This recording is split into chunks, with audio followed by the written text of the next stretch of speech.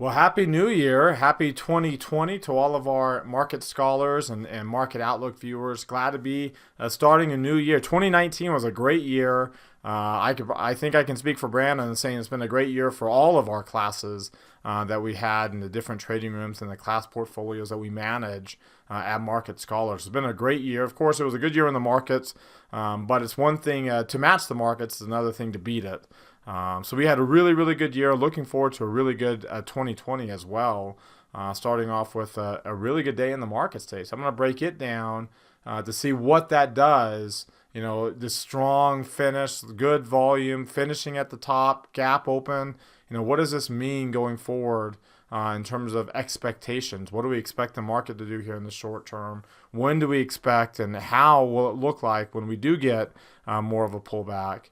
And what's driving the action today, and how can we trade it? And that's what we'll do with our trade idea. So as always, let's go ahead and get started. Today is Thursday, January the 2nd, 2020. My name is David Settle. This is the Market Outlook from MarketScholars.com. All right, well, let's start off taking a look at the S&P 500 with the market forecast indicator. And man, a late push at the end of the day really brought us up to the highs of the day. We closed just about on the high of the day. It also brought the momentum line up to an extreme level, 99th percentile. Brought the near-term line almost above 8. So we almost got another cluster. Obviously, you can see that since this first cluster, we've been getting progressively lower highs on the near-term line. And obviously, we've been getting gradually higher highs, including today. On this. So, you know, again, intermediate runs end with clusters, not all the time, but end with clusters and bearish near-term divergences. And so we're getting clusters 2 months in. See, here's the 2-month mark of the intermediate rally right here in between these 2 days. That's the 2-month mark. That's when you start having a mature, not one that, not an extreme, not an extreme overbought intermediate run, but when the typical time frame is 1 to 3 months, once you get to the 2-month mark, now you're starting, you know, we're 2 months in, we're getting on 3, we're actually 2.5 months in now. You know, we've got a mature intermediate run going here. And so once you get past the mature mark and you start getting clusters and divergences there, you have to pay attention to those as opportunities to take risk off the table. We have a trade on Apple in our directional option strategies class, and for those that get the real-time trade alerts for our classes, you should have seen that this afternoon, how we took risk off on that trade. I did the trade alert for that trade at the end of the day. So that's what we do. That's when you start seeing those signs, and I saw that today with this potential. Obviously, it's not there because that blue line can keep going up. So it's just a potential divergence. But if we roll over without getting above 80, you know, for whatever reason, right, whatever the culprit would be, that would be pretty bearish. It'd be a very short near-term rally above 50 and would avoid getting in the reversal zone.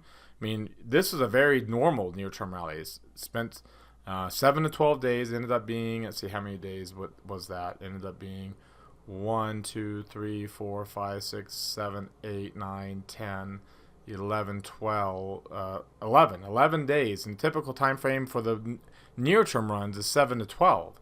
So 11 days, got into the upper reversal zone.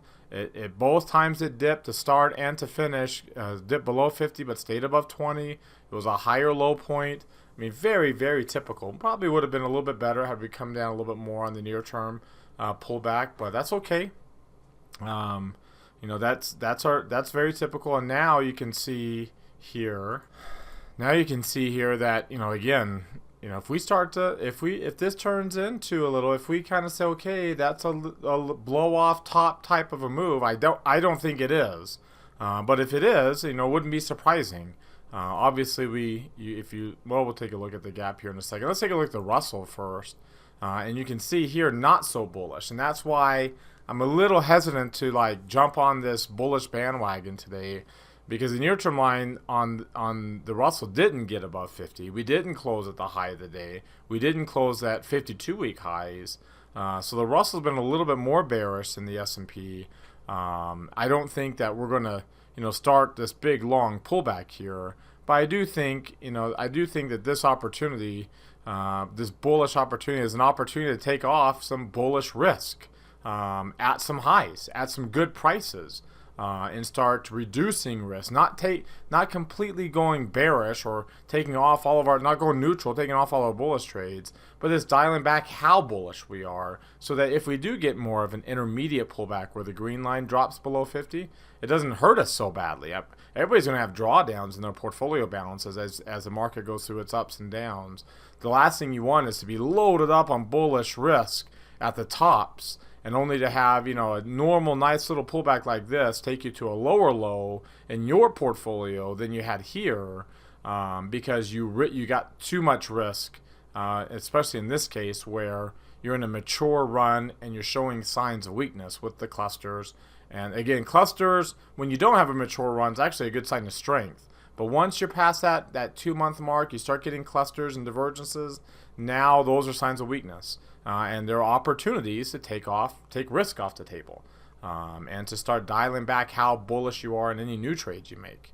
All right, before we look at some other charts, I invite you to subscribe to our YouTube channel. Mouse over our logo right here in the bottom right corner of your screen. Hit that red subscribe button that pops out. There's also one down below the video. That will notify you when these videos are posted. Hit the thumbs up icon down below the video. That tells us two things. Number one, you liked the video, you got something out of it. Number two, you want us to do it again tomorrow. It's our survey. It's the only survey we have for these videos. So if you like them, you want us to keep doing them, let us know. If you don't like them, then you don't have to click anything. Also, while you're down there, comment. What did you get out of our videos today? Love to see what you're getting out of these. So comment in the YouTube comment section down below. Follow me on Twitter for more content in between these videos from day to day. Join our website at marketscholars.com. There's a link popping out right there in the top right corner of your screen. Click that link. It takes you to our free, where you can subscribe to our website for free. We do have paid plans as well, but we do have a free version where you can get some content on there, including our Market Outlook community or forums that we have on our site. And then join our Market Outlook Facebook group that we've created. All right, also, if you're watching this on our blog, we invite you to check out the other things here that are on our site, including our Market Outlook live video, where we take our trade ideas we post every day and we manage them. We manage them all the way to the close, to the time that we close them. So we don't just give you a trade and say, hey, look at this or look at that. We actually trade it and then follow it and manage it and close it whenever it's based on what we teach you. We also have these classes, upcoming classes. You can see I've got my technical analysis class tomorrow. If you want access to that as well as all the archives for it, you can get our Plus subscription, which is our monthly plan, where you get all access to all 8 of our weekly trading rooms and the daily Market Outlook live videos. So you can get more information under pricing for our Plus. Plus plans are our monthly plan.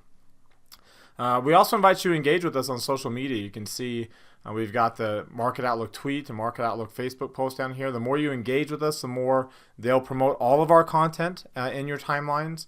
So they don't show you all the stuff that you follow because they can't. It's too much. So they do make sure that they show you the stuff that you engage with the most. So hit this little hearts right there. It opens up this window and you can like today's Market Outlook tweet. Hit that little thumbs up, takes you to your Facebook account, and you can like that Facebook post there. Try to make it very easy for you.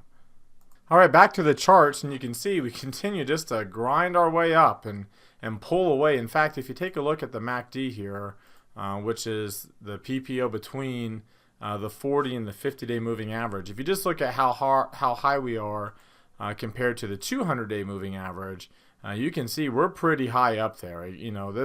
We're about as far away from the 200-day moving average on a percentage basis as we were here at the end of 2017, before we had the euphoric run in 2018 in January. If I were to go a little bit further back so you can see more context on just how bullish we are, 2013, you can see when we were coming off of here, we got up there at the beginning of 2012, a little bit of a pullback towards a moving average, but that was the beginning of a long-term run. And you can see we've kind of had a beginnings here similar to really 2013. Even that wasn't there in April of 13. That wasn't the end of the run either. That wasn't a euphoric spike, as we continue to have multiple years of a bullish move higher. So, it looks parabolic here, but the reality is, when you look at it on a log scale, it's not parabolic, right? It looks very normal. This was a long period of sideways volatility with a golden cross here. We had one here as well, and we had a good rally coming out of it, and we had the opportunity for a good rally coming out of this one too. Now let's take a look at the 3 green arrow chart. And you'll notice we've got 3 green arrows again, and we're going to get a lot of arrows. In fact, the more arrows you start to get in the MACD, the more likely we are to start to really slow down. But we did get we're back at 3 green arrows. The buyers are still in control, so this isn't going to happen anytime soon. The buyers are still in control. We still have a pretty steep divergence, which is what this blue line represents, how far away these have diverged. So these lines have to converge before we really get the pullback, right? You can see how they start to converge even with a divergence with higher highs and lower highs. That happens a lot when you've had good long runs. So we're not even close to that point yet. Buyers still well in control, and we're still in the divergence mode. The D part, we have to get to the C part of MACD before you start to really get the more of a significant pullback.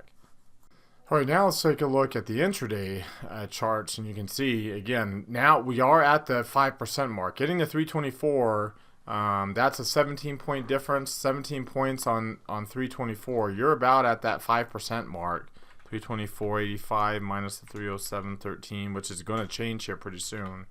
Out of 324.85, you're over 5%.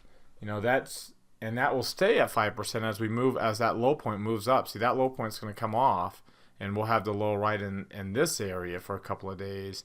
And then it will stay in this area for about a week, right around 313. So, we hit that 5% mark. The rubber band has stretched. We're well up above the point of control here over the past 4 weeks. In fact, if you look at, where the point of control is for the past 90 days, we're way up in this area. So, this 311.31, it's actually 3100 in SPX where the value area is. That's a significant level.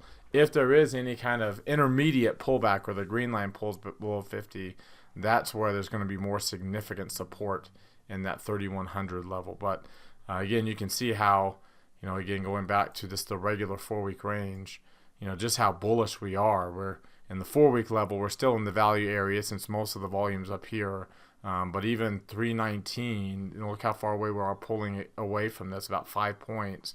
And that 5% pullback, it just limits the rest of the moves, especially when, you can see here, we gapped up and we filled in some of it, but not all of that gap here earlier this morning.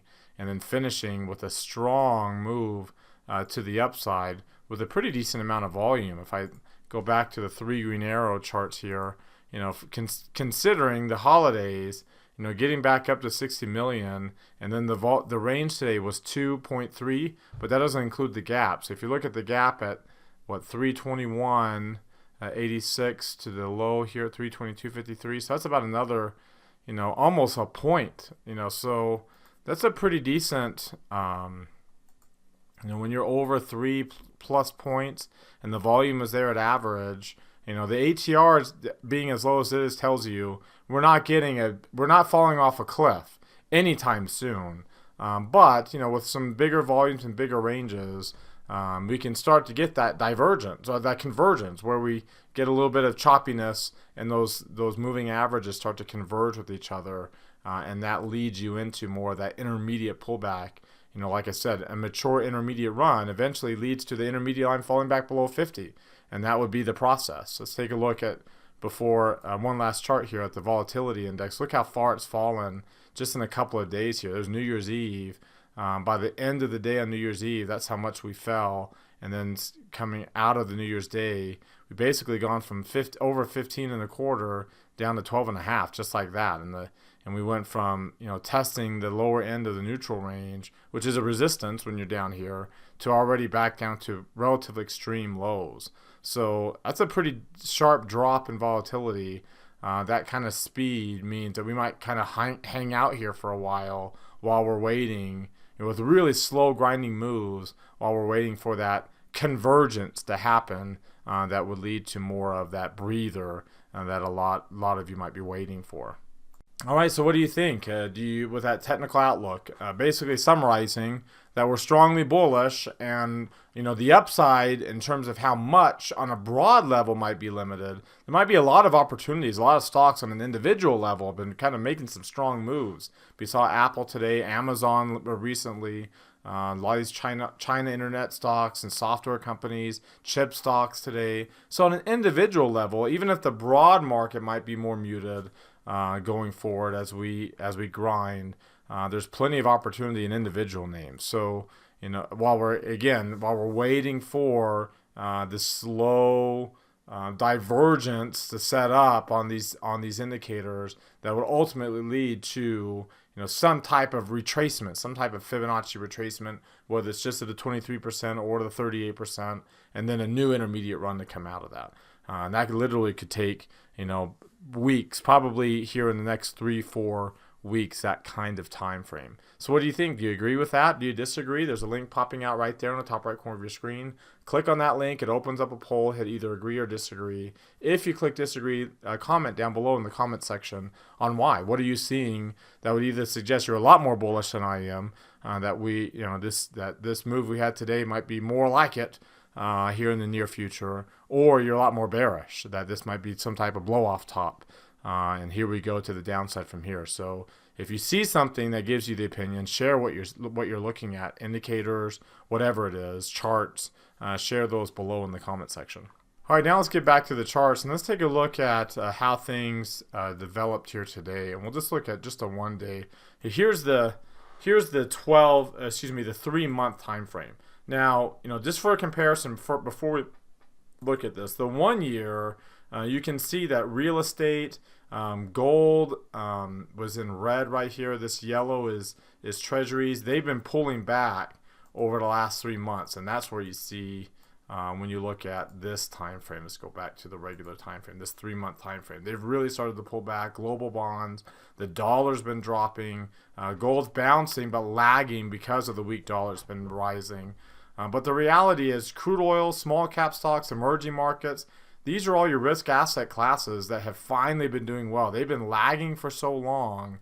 In fact, if you just look at the 6-month chart, you can look how strong gold still is because of this late rally. And there's utility, there's a real estate and treasury. So just as of December, they were pretty strong, and and there's emerging markets down here, and there's crude oil, and small caps were really lagging behind the large cap index. So it's really been this recent phenomenon where the risk trade is finally taking off. And if we just look at just today, here, go to 1, 2, and take a look on a 10-minute chart here. You can see that today emerging markets took up, thanks to positive news out of China. Emerging markets took off. There's long-term bonds. Developed international stocks outpace. Small cap stocks, that's why, you know what, there's going to be some near-term choppiness because we're not really getting that small cap index, which has been outperforming, but today it just didn't. And real estate's struggling. Real estate down quite a bit, actually. Gold is up, even with a strong dollar. So, long-term bonds, gold up, small cap stocks lagging, crude oil lagging behind the S&P. So not really as risk-on of a day as you would think when you look over here, right? Growth stocks doing well, EEM doing well, but it's been a very, very targeted move lately in the S&P with these really big names. Apple today and Amazon here recently in the last few days. And Apple, not just today, but today had a good move, but recently it's been so strong. A lot of these big market cap stocks have been leading the way higher today, and that's, again, when you have those up the most, then that's what drives a lot of this action on a day where you have some pretty decent bullish moves in safe haven asset classes as well. Let's take a look here at the different markets, the different foreign markets, especially in the 12 biggest economies here. We'll take a look at it on a 12 grid basis. Again, dark green shading and green lines is what you like to see, and all across the board, except for in Japan, which is kind of slowed down here after getting these clusters. You're in a light green level because your intermediate line now is rising, and you got a yellow line. But look at China breaking out to 3-month highs, Germany at 3-month highs, Italy. I mean, everybody. India's 3-month highs, France giving you an overbought cluster, UK giving you an overbought cluster, Brazil 3-month highs, Canada 3-month highs, Russia bouncing up strongly today after a drop over the holidays, Korea close to 3-month highs. I mean, that's broad participation here that we just didn't get especially in 2018, going into the October high point, and even at the beginning of 2019. But since the October low, it's been broad participation all across the board. Very, very good sign for risk appetite. You see that also to some extent on a sector basis. If I look at the 12 grid for U.S. equities, again, these three at the top are kind of your risk on type sectors, all at 3-month highs, with discretionary finally joining the party here. You got the overbought cluster on technology. Look at industrials breaking out after a big sideways action for a couple of months. Industrials finally breaking out. Financials doing well. Your safety trades all down. Utilities down. Real estate down. Staples down. Even materials down. Energy bouncing up off of this gap down. So and healthcare continuing to maintain some strength. So some pretty good moves in all of these sectors, all except for your safety trades. So again, that's pretty. Look at all the dark green. Aside from utilities and energy, which are light pink, and then energy light pink with the yellow line there, so a buying opportunity. Aside from those, everything else is either dark green, is even staples and materials and staples and materials with their pullbacks. Still show green lines and dark green shading. It's a very, very bullish combination there. So today's trade idea kind of comes from that area, an area of where you'd expect some strength here in these cyclical areas, but hasn't been, and that's in that software sector, and specifically we'll look at Twilio. Twilio has really been kind of beaten up here for most of this past, well, in this case, 6 months. If you look at the 1-year chart, you can see that decline that it's had from 150 all the way down to 100. It's been trying to base a little bit of a inverse head and shoulders pattern. We got dark green shading and a green line here. If you take a look at its long-term chart, you can also see that we got a green arrow. It doesn't. You wonder what that is, but on a regular chart, this is a Hakenyashi. On a regular chart, you're crossing up above the 50-day moving average. We still do have one more day left in this week, but look at all the. You've been so bearish. You get a lot of transition candles with the opportunity to make a run up towards the 200-day moving average here. If you look at, let's see here, look at the 3 green arrow chart. That's what we want to look at for Twilio. You can see, this is what I talk about, the divergence, now this convergence, and now you expect a divergence to the upside. That doesn't happen so much on the S&P. Usually when we diverge to the downside, we go straight up to a divergence on the upside, and we do the convergence thing when we're bullish before we drop. But it happens a lot on individual stocks where we will have a big divergence to the downside, and then we'll base. And in that basing, it allows for a good support to form, and it also allows for these lines to converge. And then you expect now the divergence out of this. So it happens a lot on individual names. When you look at the Bollinger Bands here for Twilio, you can see, we're kind of breaking out up above, and at one point today we're above the upper Bollinger Bands with a low Bollinger Band width, getting up above this volume node on the downside. So very good opportunity for a breakout type move to occur. If you take a look at its DMI, you see the breakout on the positive directional index, highest level it's been in a long, long time, getting above 25. Not quite down below 20 yet, which is where you want the negative, the purple line, to be. And then let's take a look at the Ichimoku cloud here. And you can see this basing has allowed us to get into the cloud and have a good chance to now get on the other side of that cloud there. So not a very strong trend, but our bearish trend, which we've had these bearish strong trends to the downside. You can see very, very noisy for quite a while. Now, you expect a trending move to come out of this to get above 50, and you would expect this to be above 0, which would mean that we're getting a strong positive trend to develop. So with that being said, you can see that we've already set this trade in the live video. That's one of the benefits of watching the live videos at 3:30 Eastern, because we put these trades on before the market closes. But if you take a look at its options here, we can say, okay, with low implied volatility, we can look to buy, be a buyer. And we're going to do a vertical spread. So instead of doing short puts, we'll look at buying a long call vertical spread. So we'll sell that 115, buy the 110. This is what it looks like here. So I put a half a position on. Let's get rid of the. I put a half a position on what I normally do risk because of that earnings that's coming up before expiration. So if you can get out here, in this case, a half a position ends up being $500. Of course, the idea is you can also get out of it at 50% of that. So if we can hold our losses here to $260 for a maximum reward of $1,480, it's a pretty decent reward to risk ratio, about a 6-to-1, and that's the idea. That's what we're shooting for.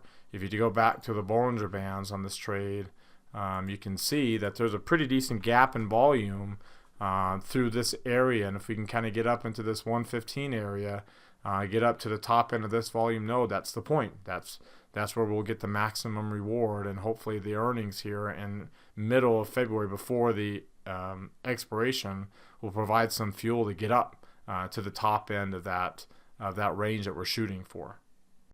All right, so that wraps us up for today. You've heard from me now. Now I want to hear from you. Use that link popping out right there to go to our Market Outlook forums on our website at marketscholars.com. Open up any new thread with any questions or comments or hot takes you might have about what we discussed in our Market Outlook video today, or for that matter, anything we didn't discuss that you want to open up a conversation on. Of course, you can always reply to anybody else's threads as well. We want to kind of make it a conversation and keep it going here in between videos. Again, remember to click that thumbs up icon down below, subscribe to our YouTube channel, comment on the video, follow me on Twitter for more content in between these videos from day to day, and join our site, marketscholars.com, to participate in those forums for free, as well as join our Market Outlook Facebook group to also keep a conversation going with other Market Outlook viewers. Again, thank you very, very much for watching. Have a great rest of your evening, everybody, and we'll see you all tomorrow.